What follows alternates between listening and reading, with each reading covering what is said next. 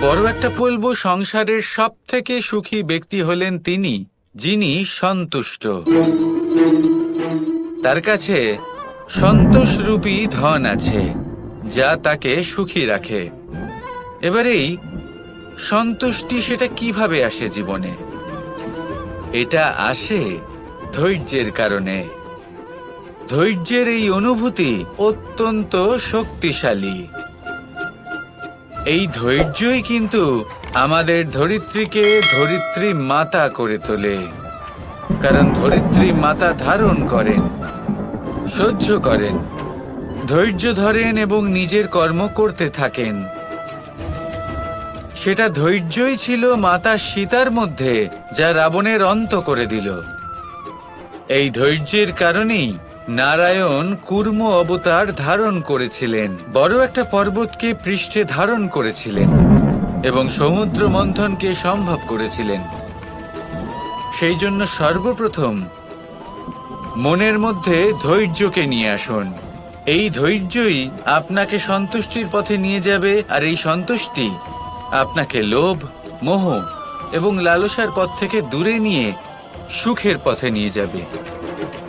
আর তখন এই মন প্রসন্ন হয়ে বলবে, রাধা, মহা বিনাশ ঘটে যায়। আপনারই অন্তরের ঊর্জা হলো এই অগ্নি। এটা আপনার শক্তিও, আপনার ক্রোধ। একে ব্যবহার কিভাবে করবেন তা আপনারই হাতে।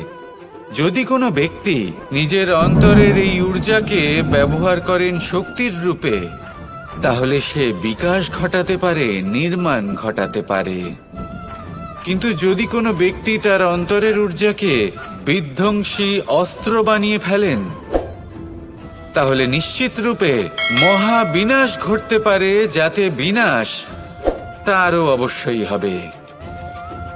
অনেক বছর পূর্বে এমনই এক আগুনের দ্বারা এই সুন্দর পৃথিবীর নির্মাণ হয়েছিল, আর অনেক বছর পূর্বে এমন এক আগুনেই সমস্ত জীব এবং সংসার বিলুপ্ত হয়ে গেছিল। এবার আপনি আপনার অন্তরের ঊর্জা দ্বারা বিনাশ ঘটাতে চান নাকি নির্মাণ ঘটাতে চান, সেই সিদ্ধান্ত আপনারই। আসুন আমার সাথে ভালোবেসে বলুন, রাধা রাধা। असतो मा सद्गमय, तमसो मा ज्योतिर्गमय, মৃত্যুর্মা মৃতঙ্গময়। জ্ঞান সেটাই যা অসত্য থেকে সত্যের পথে চালিত করে। প্রকাশ সেটাই যা অন্ধকার থেকে আলোর পথে নিয়ে আসে। জীবন সেটাই যা মৃত্যু থেকে অমরত্বের পথে নিয়ে যায়। এবার এই তিনটে, জ্ঞান, জীবন এবং প্রকাশ, একই রকম। শূন্য থেকে এর উৎপত্তি হয় এবং আস্তে আস্তে আপনার জীবনে বিস্তার লাভ করে। এবার আমরা এটাই ভাবি যে কেমন করে এই তিনটিকে আগলে রাখা যায়। এর উত্তর হলো, এদের আগলে রাখার প্রয়োজনই নেই, ভাগ করে দিতে হবে। কোনো বৃক্ষকেই দেখে নিন, একটি বৃক্ষ অনেক বছর ধরে বেঁচে থাকে। কেন? কারণ সে ভাগ করে দিতে জানে। সে নিজের বীজ ছড়িয়ে দেয়, এই ধরিত্রীতে দেয়। সেই বীজ যা অঙ্কুরিত হয়ে এক নতুন বৃক্ষকে জন্ম দেয়। শুধু ছড়িয়ে দিয়ে একটি বৃক্ষ জীবন দান করতে পারে। যদি কোনো ব্যক্তি জ্ঞান ছড়াতে শিখে যান, যদি প্রকাশ, আলোর কিরণ ছড়িয়ে দিতে শিখে যায়, কোনো ব্যক্তি তার জীবনের সুখ ছড়িয়ে দিতে শিখে যান, তাহলে তিনি মৃত্যুর পরও মৃত হন না। এই ভাগ করে দেওয়ার সুখটাই কিছুটা আলাদা। এই সুখ অনুভব করুন আর আমার সাথে ভালোবেসে বলুন, রাধা রাধা। এই সংসারে এমন কখনোই হবে না যে আপনি কিছু একটা করলেন কিন্তু তার মূল্য আপনাকে দিতেই হলো। মাতা, এই ভূমি, ইনি কি মূল্য প্রদান করেন? প্রহার সহ্য করেন। আমরা এই ধরিত্রীতে প্রহার করে মাটি খুঁড়ে তাতে বীজ বপন করি, তবেই আমরা অন্ন লাভ করি, তবেই ফসল পাই। জীবনে যদি আপনাকে সফল হতে হয়, সম্মান পেতে হয়, যশ পেতে হয়, তাহলে আপনাকে মূল্য দিতেই হবে। যদি আপনি সাফল্য লাভ করতে চান, তাহলে দিন রাত আপনাকে ত্যাগ করতে হবে, যেখানে সমগ্র সংসার সন্তোষ অনুভব করছে, আর আপনাকে করতে হচ্ছে পরিশ্রম। যদি আপনি সম্মান প্রাপ্ত করতে চান, তাহলে আপনাকে সেই সুখ ত্যাগ করতে হবে যা সবার কাছে রয়েছে। যদি আপনি যশ লাভ করতে চান, তাহলে নিজের অন্তরকে মেরে ফেলা আপনাকে শিখতে হবে, তবেই আপনি যশ লাভ করবেন। জীবনে শুধুমাত্র ধন মূল্যবান নয়, কিন্তু এই যে মূল্যের কথা আমি বলছি, সেটা যদি আপনি দিতে পারেন, তাহলে নিশ্চিত রূপে এটা আপনাকে আরো মূল্যবান করে তুলবে, নিশ্চিত রূপে গড়ে তুলবে। তাহলে এটাই করুন আর আমার সাথে ভালোবেসে বলুন, রাধা রাধা। জীবনে যখন কোনো ব্যক্তি নিজের লক্ষ্য প্রাপ্তির জন্য নিরন্তর পরিশ্রম করতে থাকেন, চেষ্টা করতে থাকেন, তখন তিনি কষ্ট অনুভব করেন। কখনো শারীরিক কষ্ট, কখনো মানসিক কষ্ট। এবার উনি এটা ভাবতে থাকেন যে আমি কি উচিত করছি নাকি অনুচিত করছি। কারণ অন্যদিকে এমন একজন ব্যক্তিও আছেন যিনি একদমই পরিশ্রম চেষ্টা করছেন না। তিনি মদিরা পান করেন, বিলাসিতায় জীবন কাটান, অলস প্রকৃতির হয়ে ওঠেন, নিদ্রাতে বিলীন হয়ে থাকেন আর ভাবেন যে তিনি সুখ লাভ করছেন। কিন্তু এরকম কেন হয়? কারণ যখন আমরা সৎ পথে থাকি, উচিত পথে চলি, লক্ষ্য প্রাপ্ত করার জন্য চেষ্টা করতে থাকি, তখন আমাদের ভেতরে থাকা নেতিবাচক শক্তি এবং পাপ এই দেহকে ত্যাগ করে দেয়। আর এই অনুভূতিটাই আমাদের দুঃখের অনুভূতি দেয়, কষ্ট দেয়। এবার সেখানে যদি আমরা কুপথে চলি, অনুচিত পথে চলতে থাকি, তাহলে আমাদের ভেতরে থাকা পুণ্য এবং ধনাত্মক শক্তি আমাদের দেহ ত্যাগ করে দেয়। আর এই অনুভূতির কারণেই আমরা সুখ অনুভব করি। কিন্তু কখনো ভাববেন যে এই সুখ বেশি সময় পর্যন্ত থাকে না। সেই জন্য সবসময় মনে রাখবেন, যদি আপনি জানেন যে এটাই আপনার লক্ষ্য, এটাই উচিত পথ, শুভ পথ, তাতে নিরন্তরভাবে এগিয়ে যেতে চেষ্টা করতে থাকুন। এই কষ্ট আপনাকে সুখের পরাকাষ্ঠায় কখন পৌঁছে দেবে তা আপনি জানতেই পারবেন না। আসুন আমার সাথে ভালোবেসে বলুন, রাধা রাধা।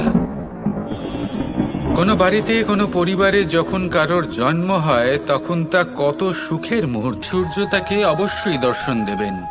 সেটাও বিশ্বাস ছিল, যার ওপর ভরসা করে মনু একটা নৌকা নিয়ে বেরিয়ে পড়েছিলেন এবং সমস্ত সৃষ্টিকে প্রলয়ের হাত থেকে বাঁচিয়েছিলেন। সেটাও ছিল ভালোবাসার প্রতি বিশ্বাস, যার ওপর ভরসা করে বানর এবং ভাল্লুক সেনা নিয়ে শ্রীরাম আক্রমণ করেছিলেন সমস্ত বরদানপ্রাপ্ত অসুরগণ এবং রাক্ষসগণের লঙ্কায় এবং জয় লাভ করেছিলেন। এই বিশ্বাসই হলো এই বিশ্বের আশা। বিশ্বাস রাখুন যে আপনি হলেন সর্বশ্রেষ্ঠ এবং শুধুই নিজের কর্ম করতে থাকুন। এই বিশ্বাসের আশাই আপনাকে প্রতি মুহূর্তে বল প্রদান করবে। এ হলো আমার বিশ্বাস। আসুন আর আমার সাথে ভালোবেসে বলুন, রাধা রাধা। সংসারের বিভিন্ন ক্ষেত্রে আপনি অনেক কিছুই দেখতে পাবেন। যে কোনো খেলা, কোনো নাটক দেখতে পাবেন, কেউ কোনো খেলা খেলছে তা দেখতে পাবেন। আর দর্শক প্রথম স্থান লাভ করার ইচ্ছে, প্রতিযোগিতায় সব থেকে এগিয়ে থাকার ইচ্ছে, তাদেরকে এই খেলা উপভোগ করতেই দেয় না। সেই জন্য কখনো কখনো এই খেলোয়াড়দের থেকে অনেক বেশি আনন্দ উপভোগ করেন দর্শকগণ। যেখানে এই খেলাটা কিন্তু খেলছেন খেলোয়াড়রাই। আমি এটা বলছি না যে এই ইচ্ছে, এই আকাঙ্ক্ষা অনুচিত না, কিন্তু তার সাথে সেই খেলা, সেই কর্মের আনন্দ উপভোগ করাও অত্যন্ত গুরুত্বপূর্ণ, তাই সেটা উপভোগ করুন। যে উৎসাহ আপনি উপভোগ করছেন তা যাপন করা অত্যন্ত গুরুত্বপূর্ণ। দেখুন, সত্যি বলতে এটা কিন্তু আপনার অধিকারও বটে। আপনি যে কর্ম করছেন তার ফল তো আপনি অবশ্যই পাবেন। সেটা যখন আপনি পাচ্ছেন তখন আপনার তা উপভোগ করা উচিত। সেটাই করুন। জীবনে সফলতা এবং অসফলতা এরা আসা যাওয়া করতে থাকে। যখন সাফল্য আসবে তখন তা উপভোগ করুন, যখন অসফলতা আসবে তখন তার থেকে শিক্ষা লাভ করুন। সাফল্য আপনার কাছে আবার ফিরে আসবে। আর এই মন, আপনি তো জানেন, এই মন প্রসন্ন হয়ে বলবে, রাধা রাধা। মানুষ ছোট হোক বা বড় পছন্দ করে যে সে যেটা করেছে সেটাই সর্বোত্তম। এবার আমি আপনাকে একটা কথা বলব। এ হলো নিন্দা, এ হলো প্রশংসা, আর এই হলো সত্য, যা সবার থেকে উচ্চস্থানীয়। সেই জন্য মানুষ আয়না দেখে। আয়না তাকে তার সৌন্দর্য দেখায় না, তাকে দেখায় যা সত্য, যাতে মানুষ আরো সুন্দর হওয়ার চেষ্টা করতে থাকে। তাই আয়না অত্যন্ত গুরুত্বপূর্ণ সত্যকে জানার জন্য। জীবনে নিন্দুকের মাহাত্ম্য প্রশংসকের মাহাত্ম্যের থেকে অনেক বেশি। কেন? কারণ তারা আপনাকে আপনার খামতি দেখায়, আপনার ভুলগুলো বুঝিয়ে দেয়, আপনাকে একটা সুযোগ দেয় নিজেকে শুধরে নিতে, নিজেকে আরো শ্রেষ্ঠ করে তুলতে, যা প্রশংসক করতে পারে না। তাই জীবনে যদি কখনো নিন্দা করা হয়, তাকে ভালোবেসে গ্রহণ করুন, ধন্যাত্মক রূপে গ্রহণ করুন। যদি নিজেকে কোনো শিক্ষা দেওয়া সম্ভব হয় তাহলে অবশ্যই দিন। দেখবেন মন প্রসন্ন হয়ে বলবে, রাধা রাধা। পুরুষার্থ। শাস্ত্রে 4 ধরনের পুরুষার্থের কথা বলা হয়েছে। প্রথম হলো ধর্ম। ধর্ম হলো সেটা যাকে ধারণ করা যেতে পারে, আর ধারণ শুধু সেটাই করা যায় যা পবিত্র। পবিত্র শুধু তাকেই বলা হয় যা নিঃস্বার্থ, যার মধ্যে শাসন করার কোনো ইচ্ছে নেই, যা সরলভাবেই প্রবাহমান, জল এবং বায়ুর মতো। যখন কোনো ব্যক্তি ধর্মকে ধারণ করেন এবং সেই ধর্ম সেই ব্যক্তিকে রক্ষা করে, তখন তাকে ধর্ম বলা হয়। ধর্ম যা রক্ষা করে অহংকার থেকে, খারাপ চিন্তার হাত থেকে। সেই জন্য পুরুষার্থ গড়ে তোলার আগে, ধর্ম পালন করার আগে, ধর্মের প্রকৃত অর্থ কি সেটা বুঝে নিন। এটা জেনে রাখুন যে সমস্ত ধর্মের আধার, সমস্ত ধর্মের ভিত শুধুমাত্র ভালোবাসা। আসুন আর এই ভালোবাসার সাথেই বলুন, রাধা রাধা। মানুষ ছোট হোক বা বড়, রাজা হোক বা দরিদ্র, সমস্ত মানুষের মধ্যে একটা সামঞ্জস্য থাকে। সমস্ত মানুষের কাছে তার প্রশংসা অত্যন্ত গুরুত্বপূর্ণ। সে খুবই প্রসন্ন হয় যদি আপনি তার প্রশংসা করেন, কিন্তু আপনি যদি তাকে এটা বলেন যে এটা তোমার ভুল ছিল, তোমার কিছু খামতি ছিল, তখন সেটা সে মানতে রাজিই থাকে না। সব মানুষ এটা শুনতে পছন্দ করে যে সে যেটা করেছে সেটাই সর্বোত্তম। এবার আমি আপনাকে একটা কথা বলি। এ হলো নিন্দা, এ হলো প্রশংসা, আর এই হলো সত্য, যা সবার থেকে উচ্চস্থানীয়। সেই জন্য মানুষ আয়না দেখে। আয়না তাকে তার সৌন্দর্য দেখায় না, তাকে দেখায় যা সত্য, যাতে মানুষ আরো সুন্দর হওয়ার চেষ্টা করতে থাকে। তাই আয়না অত্যন্ত গুরুত্বপূর্ণ সত্যকে জানার জন্য। জীবনে নিন্দুকের মাহাত্ম্য প্রশংসকের মাহাত্ম্যের থেকে অনেক বেশি। কেন? কারণ তারা আপনাকে আপনার খামতি দেখায়, আপনার ভুলগুলো বুঝিয়ে দেয়, আপনাকে একটা সুযোগ দেয় নিজেকে শুধরে নিতে, নিজেকে আরো শ্রেষ্ঠ করে তুলতে, যা প্রশংসক করতে পারে না। তাই জীবনে যদি কখনো নিন্দা করা হয়, তাকে ভালোবেসে গ্রহণ করুন, ধন্যাত্মক রূপে গ্রহণ করুন। যদি নিজেকে কোনো শিক্ষা দেওয়া সম্ভব হয় তাহলে অবশ্যই দিন। দেখবেন মন প্রসন্ন হয়ে বলবে, রাধা রাধা।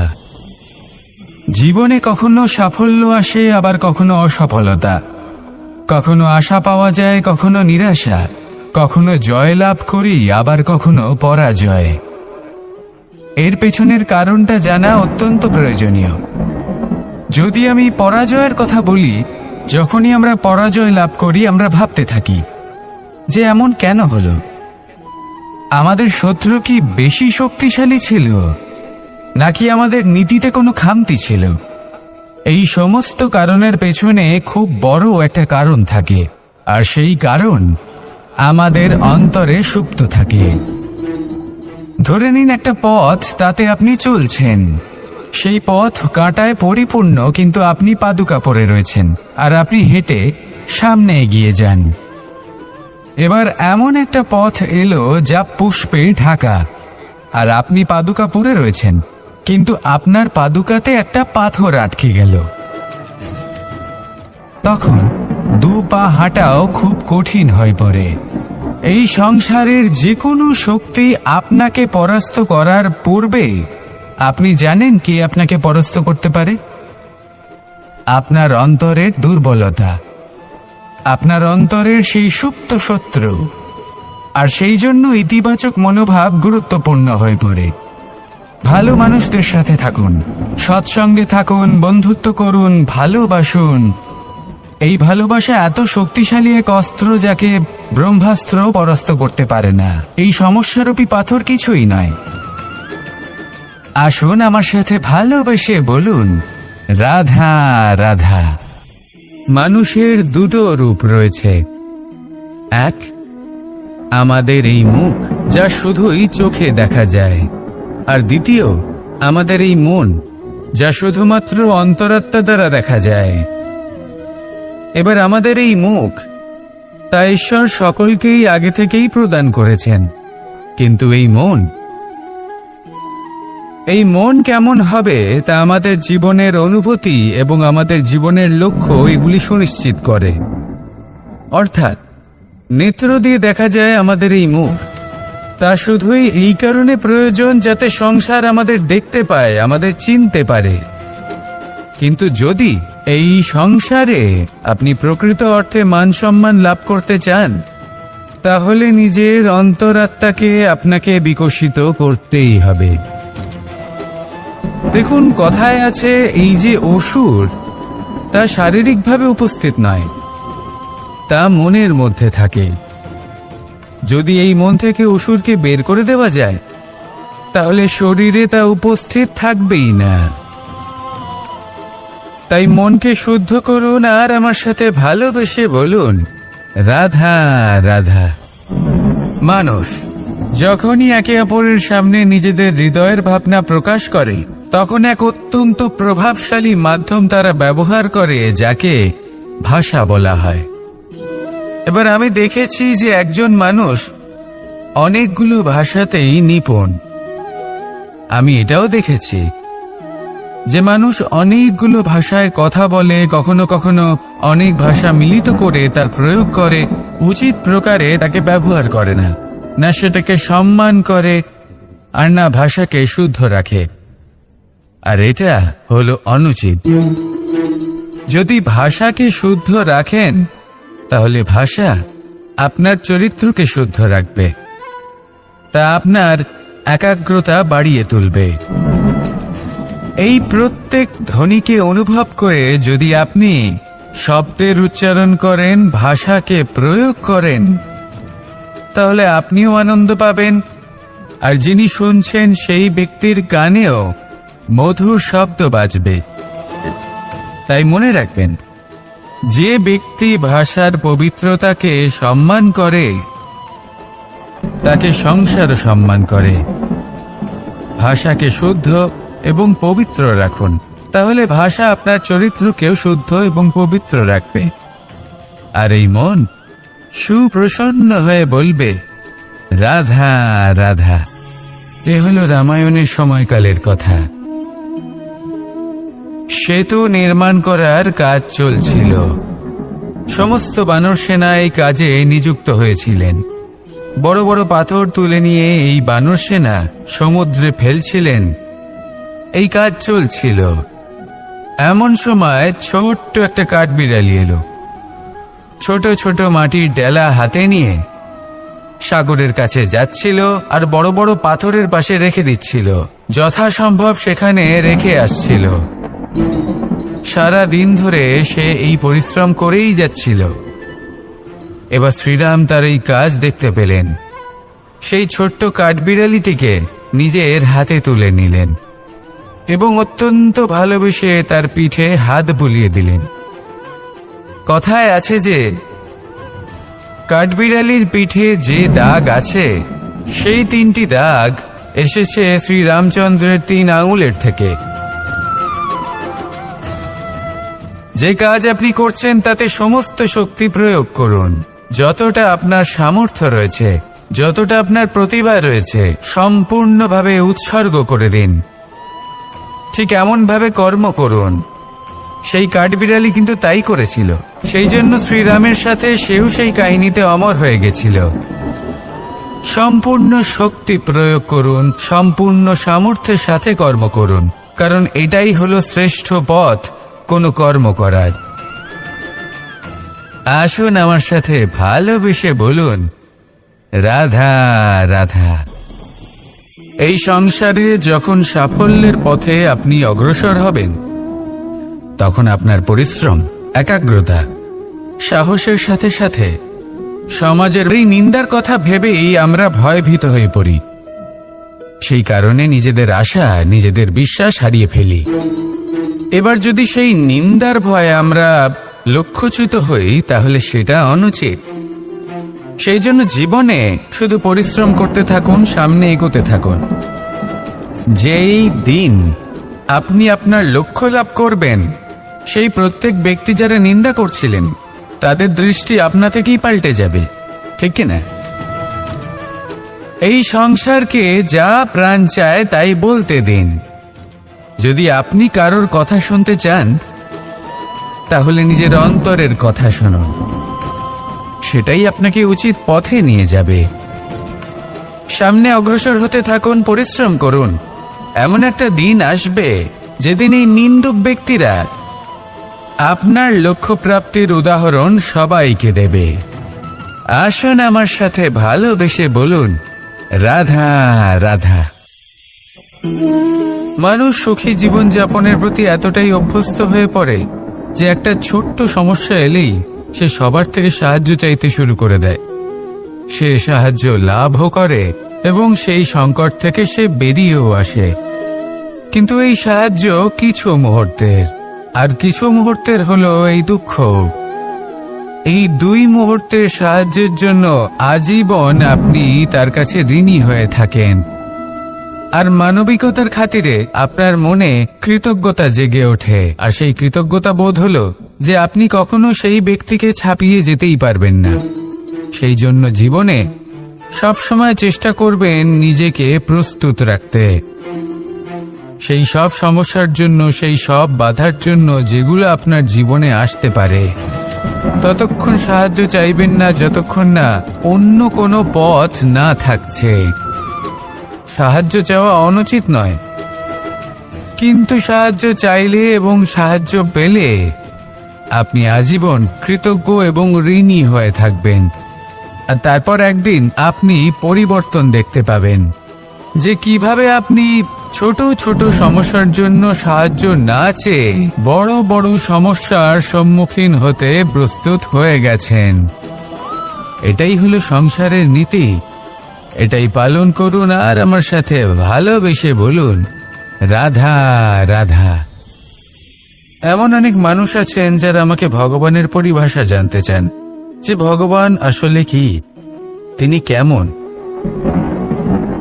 এবার দেখুন, ভগবান হোক বা আপনার স্বপ্ন হোক বা আপনার লক্ষ্য হোক না কেন, সেই লক্ষ্য তখনই পূর্ণ হয় তখনই তাকে লাভ করা সম্ভব যখন আপনার দৃষ্টিভঙ্গি মঙ্গলময় হয়, যখন আপনি নিজে মনে করবেন যে আমি যেটা পেতে চাইছি তা শুভ। উদাহরণস্বরূপ কোনো পাখিকে দেখুন, সে গাছের ডালে বসে এবং সেখানেই বিশ্রাম করে, কিন্তু পড়ে না। কেন? কারণ ওর বিশ্বাস যে যে শাখার উপরে ও বসে আছে সেটাই হলো ওর বাসস্থান। যদি আপনি বিশ্বাস করেন তাহলে আপনি পাথরের মধ্যেও ভগবান দর্শন করতে পারবেন। আর যদি বিশ্বাস না থাকে তাহলে যদি ভগবান সামনে দাঁড়িয়েও থাকে তবেও আপনার বিশ্বাস হবে না। তাই বিশ্বাস করতে শিখুন। এই বিশ্বাসের আধারেই আপনি সেই সব কিছু পাবেন যা আপনি পেতে চাইছেন। আসুন আমার সাথে ভালোবেসে বলুন, রাধা রাধা। গুরু, যিনি পথ দেখান, আমাদের জীবনে অত্যন্ত গুরুত্বপূর্ণ, অত্যন্ত আবশ্যক। কিন্তু কিছু মানুষ মনে করেন যে গুরুর কোনো প্রয়োজন নেই, কারণ এই সমগ্র জ্ঞান মানুষের অন্তরেই নিহিত রয়েছে। এবার প্রশ্ন এটাই, যদি সমস্ত জ্ঞান মানুষের অন্তরে নিহিত থাকে তাহলে গুরুর কি প্রয়োজন? আর যারা আজ পর্যন্ত গুরুকে মেনে এসেছেন তারা কি অনুচিত করেছেন? এর উত্তর আমি আপনাকে দেব একটা উদাহরণ দ্বারা। একটা কাঠ যা জ্বলনশীল, জ্বলনের ঊর্জা তার অন্তরে নিহিত রয়েছে, কিন্তু তার জ্বলনের জন্য বাইরে থেকে একটা অনুঘটকের প্রয়োজন হয়। এই অনুঘটকই হলেন আপনার গুরু। উত্তাপ যা একটা কাঠকে জ্বালাতে পারে, সেই উত্তাপ হলো গুরুর প্রচেষ্টা। যদি সেই গুরুই না থাকে, তার প্রচেষ্টাই না থাকে, তাহলে সেই সমস্ত জ্ঞান যা মানুষের অন্তরে নিহিত তা ব্যর্থ হয়ে যাবে। যদি আপনার সাথে আপনার গুরু থাকেন, আপনার পথ প্রদর্শন করেন, আপনার অন্তরের জ্ঞানকে বাইরে নিয়ে আসতে পারেন, তাহলে তাকে সম্মান করুন। আর আমার সাথে ভালোবেসে বলুন, রাধা রাধা। असतो मा सद्गमय, तमसो मा ज्योतिर्गमय, मृत्युर्मा मृतंगमय। জ্ঞান সেটাই যা অসত্য থেকে সত্যের পথে চালিত করে। প্রকাশ সেটাই যা অন্ধকার থেকে আলোর পথে নিয়ে আসে। জীবন সেটাই যা মৃত্যু থেকে অমরত্বের পথে নিয়ে যায়। এবার এই তিনটে, জ্ঞান, জীবন এবং প্রকাশ, একই রকম। শূন্য থেকে এর উৎপত্তি হয় এবং আস্তে আস্তে আপনার জীবনে বিস্তার লাভ করে। এবার আমরা এটাই ভাবি যে কেমন করে এই তিনটিকে আগলে রাখা যায়। এর উত্তর হলো, এদের আগলে রাখার প্রয়োজনই নেই, ভাগ করে দিতে হবে। কোনো বৃক্ষকেই দেখে নিন, একটি বৃক্ষ অনেক বছর ধরে বেঁচে থাকে। কেন? কারণ সে ভাগ করে দিতে জানে। সে নিজের বীজ ছড়িয়ে দেয়, এই ধরিত্রীতে দেয়। সেই বীজ যা অঙ্কুরিত হয়ে এক নতুন বৃক্ষকে জন্ম দেয়। শুধু ছড়িয়ে দিয়ে একটি বৃক্ষ জীবন দান করতে পারে। যদি কোনো ব্যক্তি জ্ঞান ছড়াতে শিখে যান, যদি প্রকাশ, আলোর কিরণ ছড়িয়ে দিতে শিখে যায়, কোনো ব্যক্তি তার জীবনের সুখ ছড়িয়ে দিতে শিখে যান, তাহলে তিনি মৃত্যুর পরও মৃত হন না। এই ভাগ করে দেওয়ার সুখটাই কিছুটা আলাদা। এই সুখ অনুভব করুন আর আমার সাথে ভালোবেসে বলুন, রাধা রাধা। আপ্ত হলো এটাই যে সব সম্পর্ক একরকমের হয় না, কিন্তু প্রত্যেক সম্পর্কের একটা বিশেষত্ব থাকে। যেমন চোখ আর নাকের এই সম্পর্ককেই দেখুন। চোখের সব থেকে কাছে কে আছে? নাক আছে, কিন্তু এই চোখ দিয়ে এই নাককে আমরা দেখতেই পাই না। তবে কি ধরে নেব এই সম্পর্কের কোনো মূল্য নেই? এমনও নয়। ঠিক এইভাবেই যদি কোনো ব্যক্তি তার আবেগ আপনার কাছে ব্যক্ত করতে না পারে, বা প্রকট করতে না পারেন, বা আপনাকে বোঝাতে না পারে, তাহলে তার মানে এটা নয় যে তার সাথে আপনার সম্পর্কের তিক্ততা রয়েছে। এমনটা কখনোই নয়। শুধু চোখ আর নাকের এই সম্পর্কের মতোই হলো আমাদের জীবনে আমাদের আপনজনের সাথে সম্পর্ক। যদি কারোর ব্যবহার আপনার প্রতি অনুচিত হয়, বা যদি কেউ অনুপস্থিত থেকে থাকে, বা কেউ যদি আপনাকে বুঝতে না পারেন, তাহলে তার অর্থ এটা নয় যে আপনি সেই সম্পর্ক ভেঙে ফেলবেন। বুঝুন, আপনার জীবনে তার গুরুত্ব কোথায় আর তার জীবনে আপনার। সম্পর্ক গড়ে তুলুন, তাকে পালন করতে শিখুন, একসাথে মিলে চলুন। এই মন সুপ্রসন্ন হয়ে বলবে, রাধা। এই সংসারের অস্তিত্ব আপনার কাছে শূন্যের সমান, তাই না? আপনি না থাকলে এই সংসারও আপনার কাছে নেই। এবার সবাই বলবেন যে এ তো সত্যি কথা। সেই অনুযায়ী তো আমার স্বার্থপর হওয়া উচিত, অহংকারী হওয়া উচিত, কারণ আমার কাছে আমি তো সবকিছু। দৃষ্টিভঙ্গি পাল্টে দেখুন। আপনার কাছে সবথেকে বেশি গুরুত্বপূর্ণ ব্যক্তি কে? আপনি নিজেই। সেই মানুষটি কেমন হওয়া উচিত একটু ভেবে দেখুন। সবসময় সকলকে সাহায্য করুন, একসাথে মিলে পরিশ্রম করুন, সাহায্য করুন অন্যদেরকে। এটা অতি আবশ্যক। এবং তার থেকেও বেশি প্রতীক্ষা, প্রয়াস, এই দুই জীবনের অভিন্ন অঙ্গ। দেখতে গেলে আমরা জীবনে কারোর না কারোর প্রতীক্ষা অবশ্যই করি। সে কোনো ব্যক্তি হোক বা সময় হোক বা কোনো ভাবনা, সবকিছুই হতে পারে। আর দেখতে গেলে সব সময় কেউ না কেউ কিছু প্রয়াসও করে চলেছে। যেমন সাফল্য আসার প্রতীক্ষা, বিফলতা যাতে না আসে তার জন্য প্রয়াস, সুখ আসার প্রতীক্ষা, দুঃখ যাতে না আসে তার জন্য প্রয়াস। এবার প্রতীক্ষা আর প্রয়াসের মধ্যে এক ঘনিষ্ঠ সম্পর্ক রয়েছে।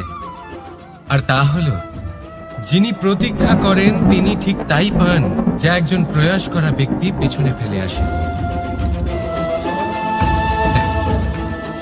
তাই প্রতীক্ষা নয়, প্রয়াস করুন। এই প্রয়াসের মধ্যেই সুখের চাবিকাঠি রয়েছে। রাধা রাধা।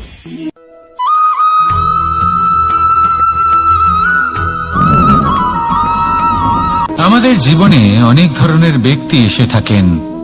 কেউ কেউ আমাদের সাথে থেকে যান, কেউ আমাদের থেকে দূরে চলে যান। কেউ ভালো মানুষ হন, কেউ খারাপ মানুষ। কিন্তু আমরা সবসময় সেই সময়টাকে নিয়ে দুঃখ প্রকাশ করি যখন আমাদের জীবনে কোনো খারাপ ব্যক্তি প্রবেশ করেন। তারা আমাদের খারাপ অনুভূতি দেন, দুঃখ দেন, কষ্ট দেন। আমরা সবাই তাকে ভালো মন্দ কথা বলি। কিন্তু কেন? এমন বিভিন্ন ধরনের মানুষ, খারাপ মানুষ, ভালো মানুষ, সবার জীবনেই আসেন এবং সকলকেই একটা অমূল্য শিক্ষা দান করে যান।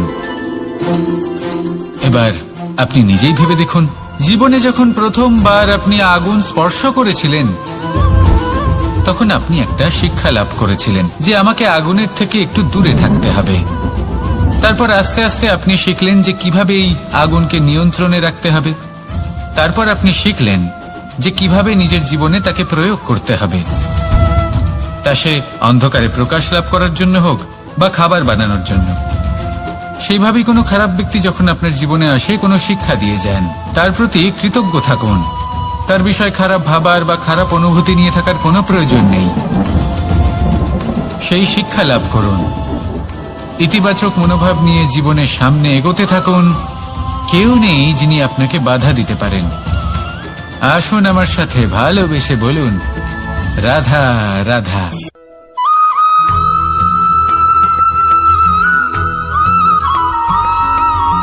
মানুষ কর্ম করেন। আমি বারংবার বলি যে ফলের আশা করবেন না। তাও মানুষ কোথাও না কোথাও নিজের কর্মের বদলে কোনো না কোনো ফলের আশা অবশ্যই রাখেন। কখনো তিনি সফল হন, কখনো অসফল। সেই জন্যই আমি বলি যে ফলের আশা কখনো রাখবেন না, কারণ সাফল্য বা অসফলতা মনের মধ্যে রাখলে কখনো কোনো লাভ হয় না। যদি সাফল্য মনের মধ্যে রাখেন তাহলে অহংকার জন্ম নেবে। যদি অসফলতা মনের মধ্যে রাখেন তাহলে এক হীনমন্যতায় আপনি ভুগবেন। যা দিয়ে কোনো শুভ কর্ম হবে না। সেই জন্য শুধুই কর্ম করে যান, কর্মেই মগ্ন থাকুন। আর আসুন আমার সাথে ভালোবেসে বলুন, রাধা রাধা।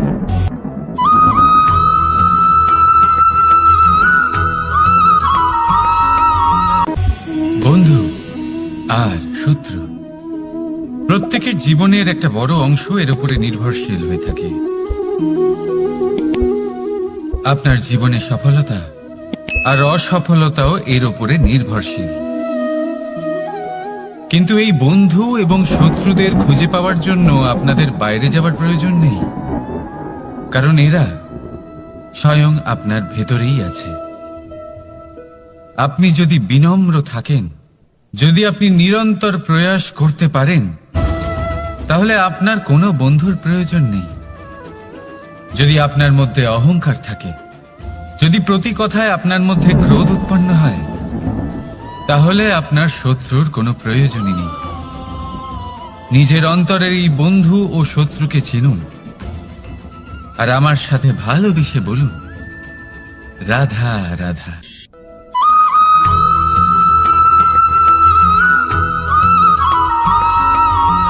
সংসারে সকলে উঁচুতে উঠতে চায়, কেউ নত হতে চায় না। সবাই এটা মনে করে যে নত হওয়ার অর্থ হলো তাদের আত্মসম্মান এবং অহংবোধের বিরুদ্ধাচরণ করা। তাদের মনে হয় যে যদি আমরা নত হই, সংসার আমাদের দুর্বল মনে করবে, তাদের শৌর্য এবং তাদের ব্যক্তিত্বের অপমান হবে। কিন্তু এটা কি সত্যি? প্রত্যেকবার নত হওয়ার অর্থ কি সম্মানহানি হওয়া? কখনোই নয়। আপনি নিজের জীবনকেই দেখে নিন। আপনার কোনো অমূল্য জিনিস যদি নিচে পড়ে যায়, তাহলে তাকে কিভাবে তোলেন? সেই বস্তুকে তোলার জন্য আপনাকে নত হতেই হবে। আপনি বড়দের আশীর্বাদ কিভাবে লাভ করেন? আপনি নত হয়ে তবেই তাদের আশীর্বাদ লাভ করতে পারেন, তাই না? ভেবে দেখুন, আপনি একটা পথে হাঁটছেন, আপনি দেখতে চাইছেন যে আপনি সঠিক পথে হাঁটছেন কিনা, পায়ের নিচে কাঁটা পড়ে আছে কিনা। কিভাবে দেখবেন? আপনাকে সেই মাথা নত করেই দেখতে হবে। এর অর্থ কি? অর্থ খুব সহজ। প্রত্যেকবার নত হওয়া অনুচিত নয়, সেটা কোনোভাবেই সম্মানহানি নয়। পরিস্থিতি অনুসারে এবং যেখানে প্রয়োজন, আপনি নত হতে শিখে গেলে আপনি অনেক কিছুই লাভ করতে পারবেন। জ্ঞান, মান, গুণ, বিশ্বাস। সেই জন্য প্রয়োজন এবং পরিস্থিতি অনুসারে নত হতে শিখুন, এতে অনুচিত কিছুই নেই। আত্মসম্মান থাকা অত্যন্ত প্রয়োজনীয়, কিন্তু তা যেন কখনো অহংকারে পরিণত না হয়। এই বিষয়ে অবশ্যই নজর রাখবেন এবং আমার সাথে ভালোবেসে বলবেন, রাধা রাধা।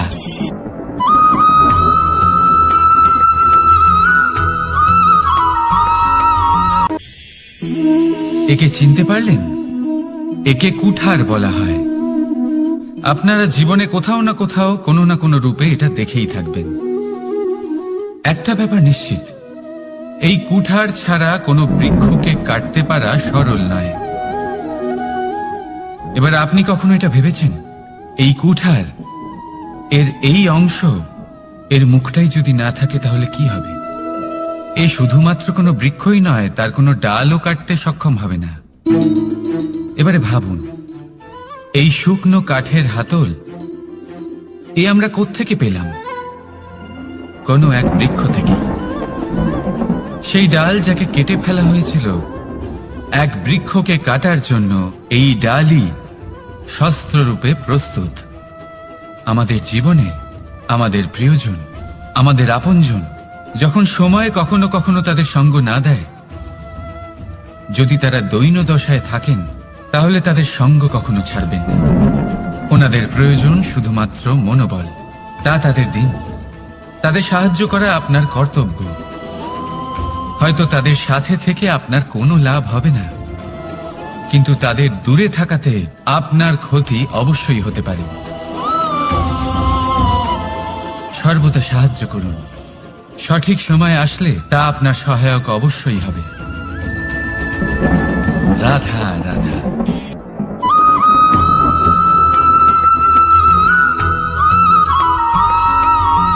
যোগাসন এই আগুনের জন্য যে শক্তির প্রয়োজন হয় তা আসে এই তেল থেকে। যদি এই তেল সমাপ্ত হয়ে যায় তাহলে এই প্রকাশ তাও সমাপ্ত হয়ে যায়। আর আমাদের জীবনে এই তেল হলো আমাদের কর্ম, আর এই আগুন আর এর দ্বারা উৎপন্ন হওয়া প্রকাশ আমাদের ভাগ্য।